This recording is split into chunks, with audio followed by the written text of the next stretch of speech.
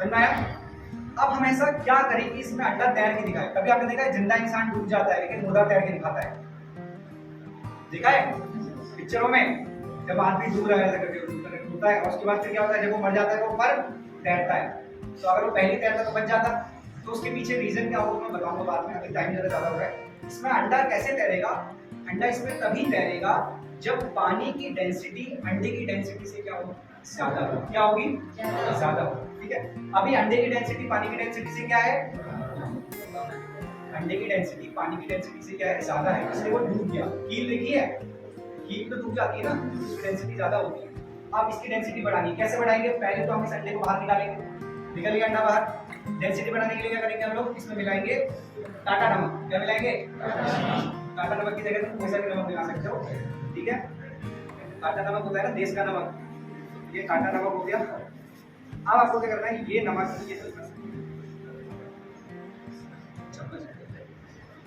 तो इसमें हम क्या करेंगे, चम्मच भर के डाल देंगे नमक। ऐसा नहीं है, कंजूसी नहीं करनी है। अगर आप इसमें कम नमक डालोगे तो ये नहीं खुलेगा। अच्छा, इससे एक चीज और हो जाती है, मैं क्लास 9 में सैचुरेशन वाला है, सैचुरेटेड सॉल्यूशन, अनसैचुरेटेड सॉल्यूशन आता है, क्लास 9 में आता है। एक टाइम ऐसा आता है इसमें नमक घुलना बंद हो जाता है, पहले से हम घुलाते हैं, तेज तक घुलाते रहेंगे। ठीक हो गया? घुलाया, अभी घुल गया पूरा नमक। अब करते हैं हम लोग इसमें काम, ये हो गया। ठीक है, अब देखिए इसमें तैर रहा है, नहीं तैर रहा है, दिख रहा है?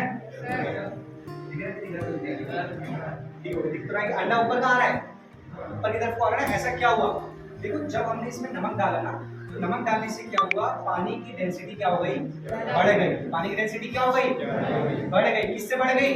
अंडे से बढ़ गई। किससे बढ़ गई? अंडे से बढ़ गई। अगर अंडे से डेंसिटी कम होती तो अंडा क्या हो जाता आपका, डूब जाता। अंडा क्या हो जाता? कंपलसरी नहीं है कि आप नमक ही डालें, आप चीनी भी डाल सकते हैं, लेकिन चीनी क्या करनी पड़ेगी हमें, इसमें ज्यादा डालनी पड़ेगी। चीनी क्या करनी पड़ेगी, ज्यादा डालनी पड़ेगी। ठीक है, समझ डेंसिटी वाला? डेंसिटी का फॉर्मूला क्या होता है, मास पर यूनिट वॉल्यूम। डेंसिटी की डिस्कवरी किसने करी थी? आर्किमिडीज ने। किसने करी थी? आर्किमिडीज ने। एक बार पेंट करूंगा, क्या करूंगा,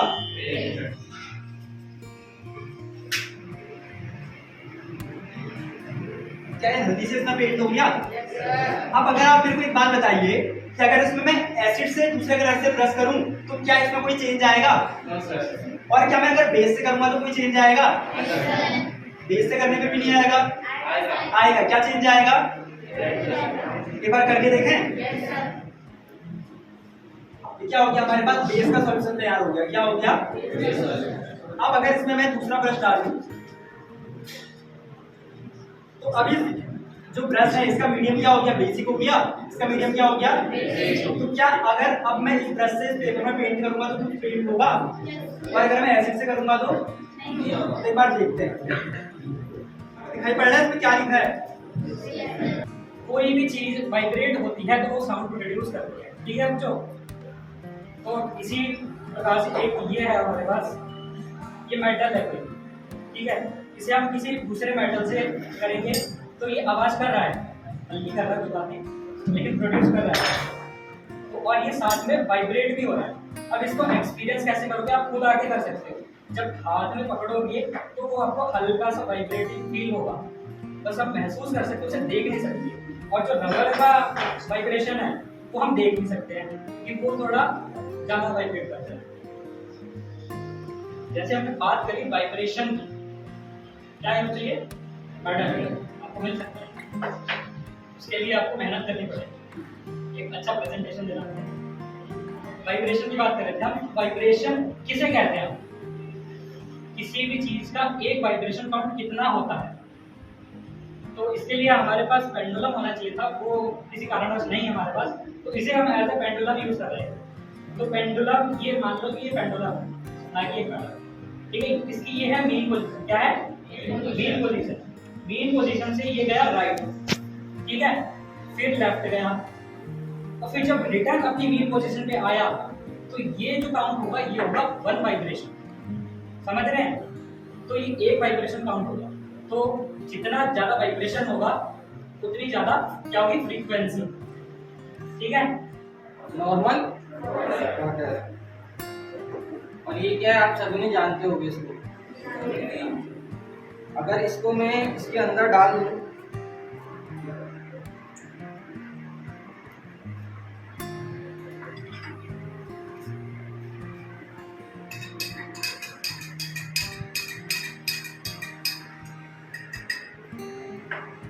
ये कलर क्या हो गया? आप इसको गायब कर सकते हो।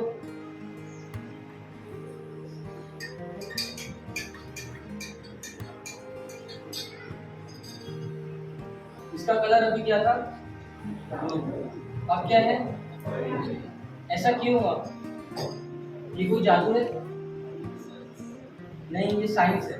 एक्चुअली हुआ क्या था, जो ब्लू कलर है, मैंने क्या बताया, जो भी क्या कहते हैं पार्टिकल्स होते हैं वो वाइट कलर जो होता है उनको रिफ्लेक्ट कर देता है। जो इसके अंदर का जो ब्लू कलर था उसको रिफ्लेक्ट करके ब्लीचिंग पाउडर का काम किया हुआ। आपने देखा होगा कि हमारे जो कपड़े होते हैं वो पीले हो जाते हैं, तो हम ब्लीचिंग पाउडर का यूज करके उसको व्हाइट दोबारा से कर लेते हैं। करते नहीं करते?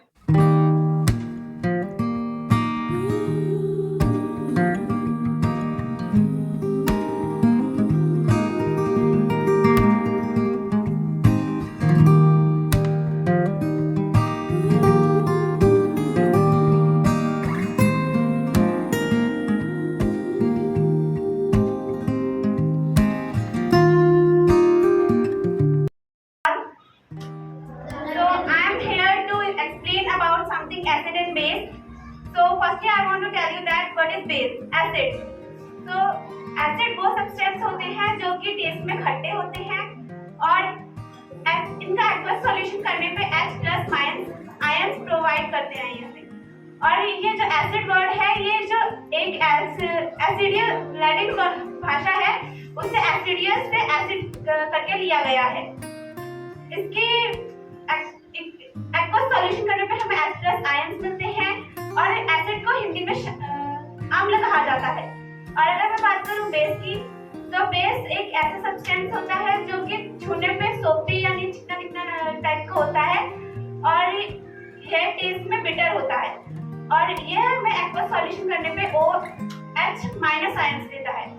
तो अब मैं बात करूंगी थोड़ा इंडिकेटर्स पर, नेचुरल इंडिकेटर्स पर। नेचुरल इंडिकेटर्स वो होते हैं जो हमें नेचर के द्वारा प्रोवाइड किए जाते हैं, एज लाइक लिटमस और टर्मरिक एक्सेट्रा। तो एग्जांपल के तौर पर हमने यहाँ पर टर्मरिक को लिया है, एसिड में हमने HCl एसिड लिया है और बेस में हमने डिटर्जेंट का मिक्सर किया है। तो सबसे पहले हम ये देखेंगे कि जब हम एसिड में रिएक्शन होता है या नहीं, और जब बेस में डालते हैं तो कोई रिएक्शन होता है कि नहीं। तो आइए चेक करते हैं। आप देख सकते हैं जैसे कि हमने बेस को नेचुरल इंडिकेटर में डाला तो थोड़ा थोड़ा कलर चेंज हो रहा है। ये रेडिश ब्राउन कलर हुआ है बेस को मिक्स करने से। अब हम चेक करेंगे कि जब हम एसिड को नेचुरल इंडिकेटर में मिक्स करते हैं तब कोई चेंज होता है या नहीं। तो जैसा कि आप देख रहे हैं इसमें हम कुछ ड्रॉप्स एसिड की डाल रहे हैं बट इसमें कोई फर्क नहीं पड़ रहा है। मतलब ये जो एसिड है हम नेचुरल इंडिकेटर में डालेंगे तो उसमें कोई फर्क नहीं पड़ेगा। और अगर मैं बात करूं इसको किसी और तरह से आइडेंटिफाई करने की, अगर आपके पास ये सब सामान ना हो तो आप लिटमस पेपर होता है एक, जिससे आप उससे भी आइडेंटिफाई कर सकते हैं। दो तरह के लिटमस पेपर होते हैं, रेड लिटमस पेपर और ब्लू लिटमस पेपर।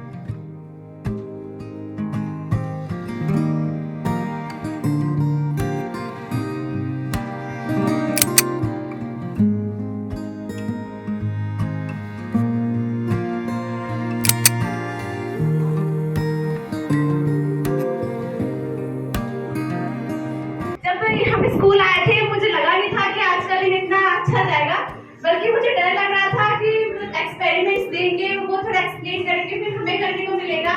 मुझे डर लग रहा था कि कैसा होगा, हम क्या कर पाएंगे, नहीं कर पाएंगे। हमें जहाँ पर 2 घंटा मिलने वाला था, इतना टाइम बीत गया, 1 घंटा मिला। उतनी जल्दी में हमें चार्ट प्रिपेयर करना पड़ा, प्रेजेंटेशन तैयारी करनी पड़ी। फिर हम सामने आए, हमने बोला, पहले मतलब समझ में नहीं आ रहा था हम क्या बोलेंगे, कैसे बोले, बट हमने बोला बहुत, हमने अपना बेस्ट देने की कोशिश की और हमें मेरे हिसाब से तो ठीक ही था, सभी ने बहुत अच्छा बोला और हमने इससे बहुत कुछ सीखा। जो हम जानते थे कि होगा, बट कैसे होगा ये नहीं जानते थे, हमने वो भी जाना, करके देखा, समझा, आप सबको एक्सप्लेन करा, मतलब जो हेजिटेशन थी वो भी रिमूव हो गई, कॉन्फिडेंस मिला, आप सभी का सपोर्ट मिला, इसीलिए बहुत अच्छा लगा। Thank you. बस इतना सर को और जो हमारे सर आए हैं एक्सपेरिमेंट करने के लिए, उन सबको पहले मैं थैंक यू बोलूँगा सर। और आपकी वजह से हम मतलब हमारे जितने भी लोग बैठे हुए हैं सबको कुछ सीखने को मिला है और बस मैं यही कहना चाहता हूँ। Thank you. प्रेजेंटेशन तैयार करने में मतलब मैंने यंग ब्लड्स को बहुत देखा है, पर इस तरीके से वर्क करते हुए dedicatedly, hats off to you, huge round of applause for that. एक बहुत बेहतरीन और बाकी एंड